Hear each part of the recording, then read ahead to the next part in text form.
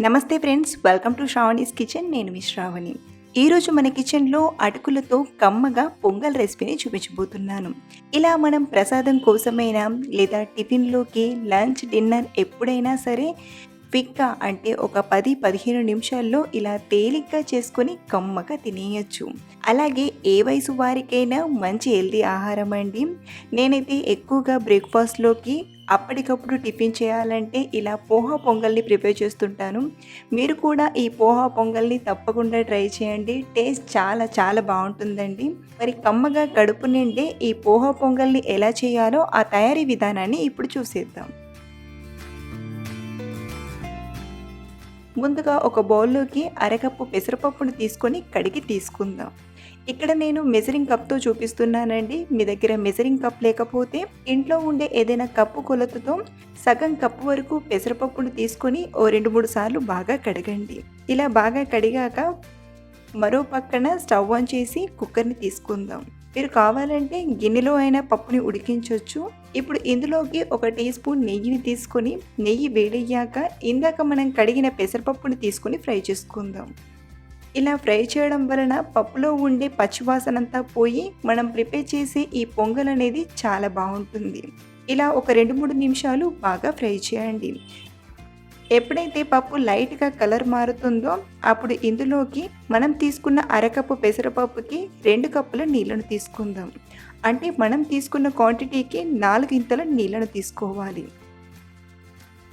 ఇప్పుడు ఇందులోనే పావు టీ స్పూన్ పసుపుని, అలాగే కొంచెం కరివేపాకుని, కొంచెం ఉప్పుని, 10-12 మిరియాలను తీసుకొని ఒకసారి బాగా కలిపి కుక్కర్పై మూత పెట్టి 3-4 విజిల్స్ వచ్చేంత వరకు అంటే పప్పు మెత్తగా ఉడికేటంత వరకు ఉడికించండి. ఈ పప్పు ఉడికేలోపు మరో పక్కన మనం అటుకులను కడిగి తీసుకుందాం. ఒక బౌల్లోకి 1 కప్పు వరకు అటుకులను తీసుకోండి. మనం అటుకుల ఉప్మా చేయడానికి మందపాటి అటుకులను తీసుకుంటాం కదా, ఆ అటుకులను తీసుకోండి. ఇప్పుడు ఈ అటుకులను కూడా ఒక 2-3 సార్లు బాగా కడిగి తీసుకుందాం. ఇలా బాగా కడిగి తీసుకోండి. 3 విజిల్స్ తర్వాత పప్పు ఉడికిందో లేదో చూద్దాం. చూడండి, పప్పు అనేది మెత్తగా ఉడికి కొంచెం మ్యాష్ చేసినట్టుగా అయ్యింది.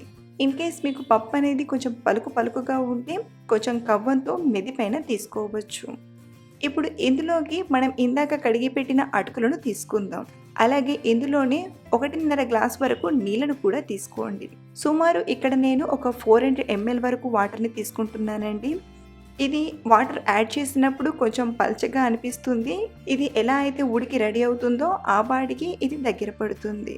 అలాగే ఇందులోనే రుచికి సరిపడా మిగతా సాల్ట్ని కూడా తీసుకొని మిక్స్ చేసుకుందాం. ఇప్పుడు ఈ పప్పు అటుకులను ఒక 3-4 నిమిషాలు మీడియం ఫ్లేమ్లో ఉడికించండి. ఇలా ఉడికేటప్పుడు పప్పు పైన ఇలా తేటలాగా నురగగా వస్తుంది. ఈ నురగంతా కూడా తీసేసుకుందాం. చూడండి, కొంచెం దగ్గర పడింది కదా. ఇలా కాస్త దగ్గర పడుతున్నప్పుడే మనం ఇందులోకి పోపుని ప్రిపేర్ చేసుకుందాం. కాబట్టి ఈ కుక్కర్ని మరో పక్కన ఉడకడానికి పక్కన పెట్టేసి వేరొక ప్యాన్ని తీసుకుందాం. ఇప్పుడు ఇందులోకి 3-4 టీ స్పూన్ల నెయ్యిని తీసుకుందాం. మీకు నెయ్యి ఫ్లేవర్ నచ్చకపోతే ఆయిల్తో అయినా చేయొచ్చండి, కానీ నెయ్యితో చేస్తే టేస్ట్ అనేది ఇంకా బాగుంటుంది. నెయ్యి వేడయ్యాక ఇప్పుడు ఇందులోకి 1/2 టీ స్పూన్ జీలకర్ర, అలాగే మరో 1/2 టీ స్పూన్ ఆవాలు, 1 టీ స్పూన్ చిన్నగా తరిగిన అల్లం ముక్కల్ని, 2 టీ స్పూన్ల కట్ చేసిన పచ్చిమిరపకాయ ముక్కల్ని, ఒక 2 టేబుల్ స్పూన్ల జీడిపప్పు పలుకుల్ని తీసుకొని లైట్గా ఫ్రై చేయండి. ఇప్పుడు ఇందులోకి కచ్చపచ్చగా దంచిన 1/2 టీ స్పూన్ మిరియాలను తీసుకుందాం. ఇంట్లో చిన్నపిల్లలు ఉంటే మిరియాలను మెత్తగా పొడి చేసైనా తీసుకోవచ్చండి. కొంచెం కరివేపాకును కూడా వేసి బాగా ఫ్రై చేయండి. ఇదంతా బాగా ఫ్రై అయ్యాక ఇక్కడ నేను చివరిగా మళ్ళీ కొంచెం పసుపుని యాడ్ చేస్తున్నాను. నిజానికి ఈ ప్లేస్లో పసుపు వేయకుండా అయినా చేయొచ్చు. కలర్ఫుల్గా కనిపించడానికి ఇక్కడ నేను పసుపుని యాడ్ చేశాను. ఇలా బాగా కలిపాక ఇప్పుడు ఇందులోకి మరో పక్కన ఉడుకుతున్న అటుకులు పెసరపప్పు మిక్స్ని తీసుకుందాం. ఇలా పోపులో యాడ్ చేశాక మరో 2-3 నిమిషాలు ఉడికిస్తే ఇది దగ్గర పడి కిచిడీలా అవుతుంది. మరి ఎక్కువ దగ్గర పడేంత వరకు ఉడికించొద్దండి. ఇది కొంచెం ఇలా గంటిచారుడుగా ఉన్నప్పుడే మనం తీసుకుంటే ఇది కాస్త చల్లారాక మరి కాస్త గట్టిపడుతుంది.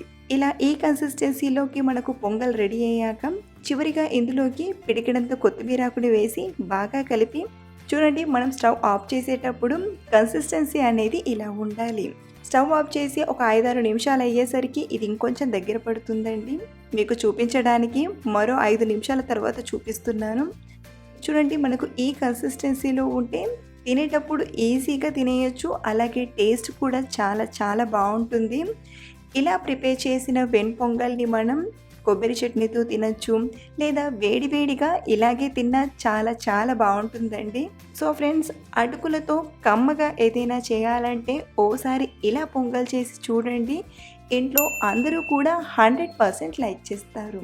సో ఫ్రెండ్స్, టుడే చెప్పుకున్న ఈ హెల్దీ అండ్ క్విక్ రెసిపీ మీకు నచ్చితే ఒక లైక్ చేసి మీ ఫ్రెండ్స్కి షేర్ చేయండి. అలాగే ఇప్పటి వరకు మన ఛానల్ని సబ్స్క్రైబ్ చేసుకునే వారు సబ్స్క్రైబ్ చేసుకోండి. పక్కనే ఉన్న బెల్ ఐకాన్ని కూడా ఆన్ చేయండి. Thank you for watching.